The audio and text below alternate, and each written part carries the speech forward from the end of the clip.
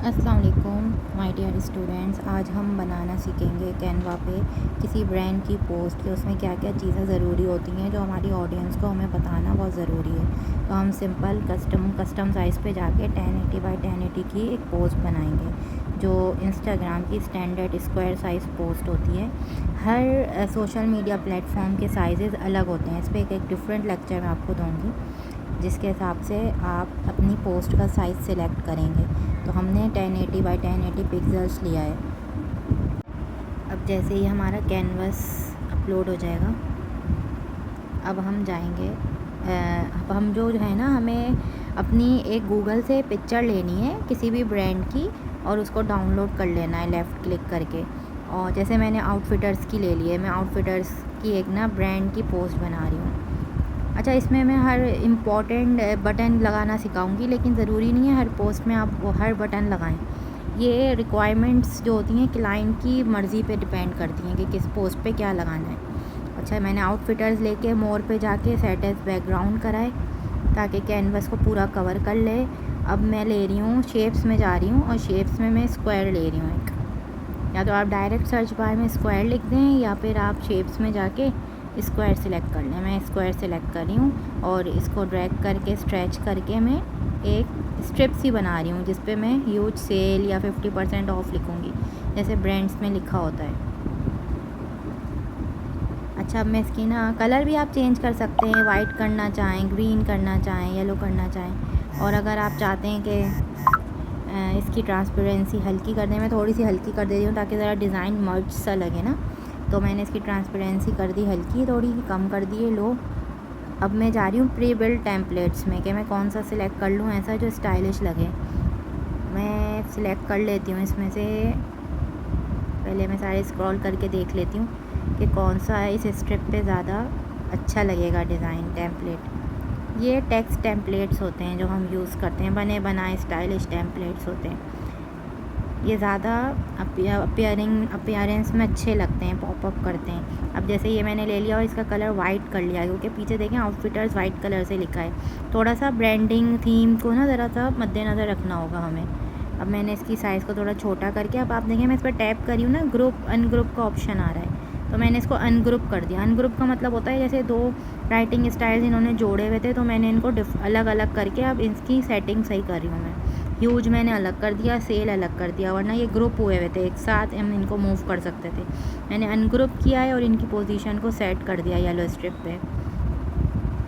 इस तरह कोई भी डिज़ाइन को हम अनग्रुप कर सकते हैं और ग्रुप कर सकते हैं कि पूरा डिज़ाइन एक साथ मूव करना है तो ग्रुप कर देंगे, वरना अनग्रुप कर देंगे अगर डिफरेंट एलिमेंट्स को मूव कराना है। इस तरह मैंने ह्यूज सेल लिखा इस पर। अब मैं लगा रही हूँ इस पर लोगो मैंने क्या किया था, गूगल पे गई थी, गूगल पे लिखा था आउटफिटर्स लोगो, इसी ब्रांड का लोगो लिया मैंने, वहाँ से डाउनलोड किया और यहाँ अपलोड कर दिया इमेजेस में। और फिर यहाँ पे मैं इसको ट्रांसपेरेंसी को थोड़ा सा हल्का कर रही हूँ कि मर्ज सा लगे, ये जो लोगो लगा है ये थोड़ा सा पिक्चर में मर्ज हो जाए, तो मैंने ट्रांसपेरेंसी को थोड़ा सा लो कर दिया है। अब मैंने क्या करना है, अच्छा अब मैं चाह रही हूँ कि ऑर्डर नाउ का कॉल टू एक्शन बटन लगाऊँ। कॉल टू एक्शन बटन क्या होता है कि देखने वाला फ़ैसला करने पे मजबूर हो जाए कि मुझे ये यहाँ पे ऑर्डर करना है, बुक करना है या मुझे विज़िट करना है। तो मैं ऑर्डर नाउ का बटन लगा रही हूँ। ऑर्डर नाउ का बटन ले लिया मैंने एक अच्छा सा जो मुझे अच्छा लगा, और मैंने जैसे ये ले लिया ऑर्डर नाउ। अब मैं इसको फिट करके देखूँगी कहाँ सही लग रहा है। ये टैग की सूरत में बना हुआ है ऑर्डर नाउ, लेकिन मुझे यहाँ अच्छा नहीं लग रहा है ये, तो मैं यहाँ मुझे मैप भी लगाना है क्योंकि मुझे यहाँ पे जगह चाहिए होगी, तो मैं इसको ऊपर ले जाती हूँ, यहाँ पे मैं फ़िट कर देती हूँ ऊपर ऑर्डर नाउ। ये कॉल टू एक्शन बटन होता है। अब रह गया मेरा, एक तो मेरा QR कोड मुझे लगाना है अपनी पोस्ट पे और दूसरा मुझे लगाना है मैप। तो सबसे पहले हम QR कोड लगाते हैं, ऐप्स पे जाएंगे, ऐप्स पे हम सर्च बार में लिखेंगे QR कोड लिखेंगे, QR कोड, फिर सर्च करेंगे तो सबसे पहले वाली ऐप ले लूँगी मैं QR कोड की। डिफरेंट ऐप्स हैं QR कोड बनाने की, मैं पहली वाली ले रही हूँ।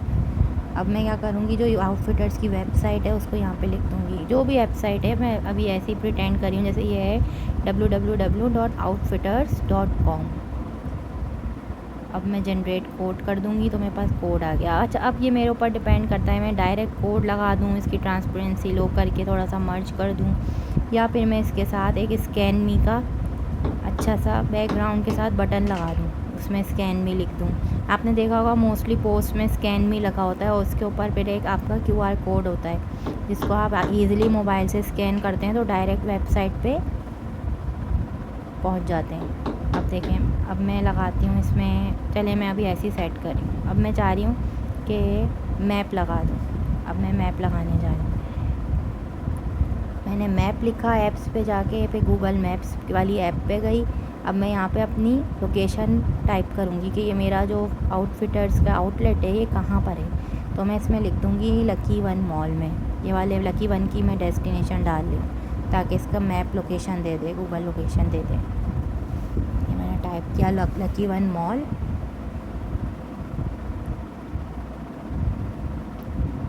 अब ये लकी वन मॉल जब मैंने टाइप किया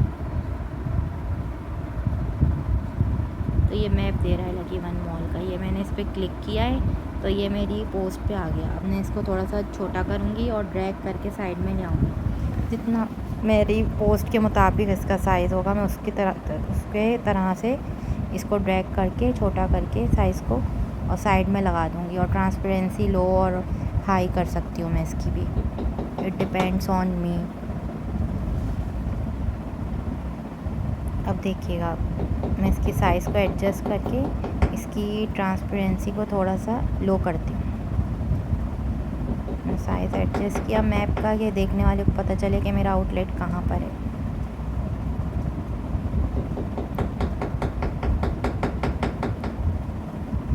मैंने 79 कर दिया है। अच्छा, अब मैं आपको ये और सिखा देती हूँ कि स्कैन मी का बटन कैसे लगाएं कि थोड़ा सा और स्टाइलिश लगे QR कोड ना।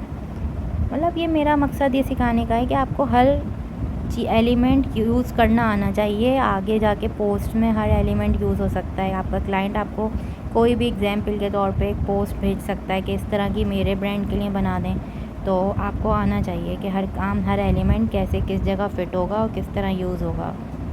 जब आप स्मार्टली यूज़ करना सीख जाएंगे तो आप हायर डिज़ाइन भी बना सकते हैं, हायर लेवल पे भी डिज़ाइनिंग कर सकते हैं, ब्रांडिंग कर सकते हैं, ब्रांडिंग किट यूज़ कर सकते हैं आराम से। देखें, अब मैं कोई भी एक कॉल टू एक्शन अब मैं कोई भी एक बटन ले लूँगी स्कैन मी का। जैसे मैं ये ब्लैक ले लेती हूँ, ये मैंने लिया और मैंने इसको साइज़ अपने मुताबिक अपनी पोस्ट के मुताबिक एडजस्ट किया और इस पर मैंने QR कोड लगाया। अब देखें QR कोड नज़र नहीं आ रहा। अब मैं क्या करूँगी, अब देखें, मैं जाऊँगी लेयर्स में, या तो मैं डायरेक्ट लेयर्स में जाके इसको ऊपर ले आऊँ, इसके ऊपर तो ये ऊपर आ जाएगा और मैं एडजस्ट कर दूँ। उसके बैक चला गया था तो मैंने लेयर्स में से जाके इसको ऊपर ले आई स्कैन में। नाउ अब मैं अपनी पोस्ट डाउनलोड कर लूँगी, डाउनलोड पे जाऊँगी, PNG फॉर्मेट सिलेक्ट करूँगी और अपनी पोस्ट को डाउनलोड कर लूँगी। नहीं डाउनलोड करना तो वो कैनवा में योर डिज़ाइंस में ऑलरेडी मौजूद रहेगी। ये देखें, मेरी पोस्ट मेरी गैलरी में आ चुकी है। इसी तरह आपने कॉपी करना है और एग्जैक्ट इसी तरह से पोस्ट बना